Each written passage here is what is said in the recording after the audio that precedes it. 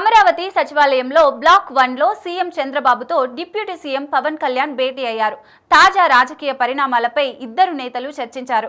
పవన్ సోదరుడు నాగబాబును మంత్రివర్గంలోకి తీసుకోవాలని ఇప్పటికే నిర్ణయించడంతో ఈ భేటీపై రాజకీయంగా ఆసక్తి నెలకొంది.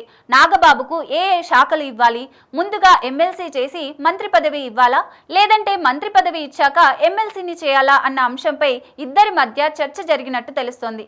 పొత్తులో భాగంగా జనసేనకు 4 మంత్రి పదవులు ఇవ్వాల్సి ఉంది. ఇప్పటికీ 3 మంత్రి పదవులు ఉన్నాయి. డిప్యూటీ సీఎం పవన్ కళ్యాణ్ పంచాయతీరాజ్, గ్రామీణాభివృద్ధి, అటవీ, పర్యావరణం, శాస్త్ర సాంకేతిక శాఖ మంత్రిగా ఉన్నారు. పౌర సరఫరాల శాఖ మంత్రిగా నాదెండ్ల మనోహర్, సినిమాటోగ్రఫీ, పర్యాటక శాఖ మంత్రిగా కందుల దుర్గేష్ ఉన్నారు. ఇందులో సినిమాటోగ్రఫీ శాఖ లేదంటే గనుల శాఖ నాగబాబుకు ఇస్తారనే ప్రచారం నడుస్తోంది. అయితే ఇది ఎంతవరకు వాస్తవం అనేది తేలాల్సి ఉంది. మరోవైపు మంత్రిగా నాగబాబు ప్రమాణ స్వీకారానికి సంబంధించిన ముహూర్తంతో పాటు నామినేటెడ్ పదవులపైన చంద్రబాబు, పవన్ మధ్య చర్చ జరిగిందనే టాక్ వినిపిస్తోంది. జనసేనకు సంబంధించి జాబితాను చంద్రబాబుకు పవన్ ఇచ్చినట్టు సమాచారం.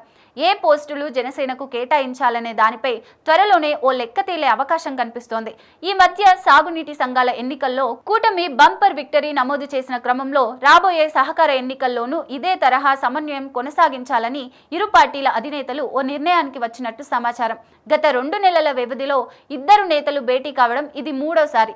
దాదాపు 40 నిమిషాల పాటు భేటీ జరిగింది. కానీ ఎవరూ ఎలాంటి ప్రకటన చేయలేదు.